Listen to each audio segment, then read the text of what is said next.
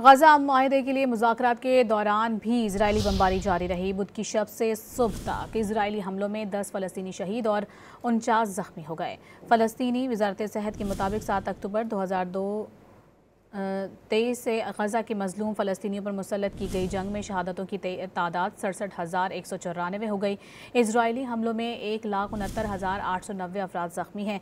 सैकड़ों लाशें अब भी मलबे तले दबी हुई हैं।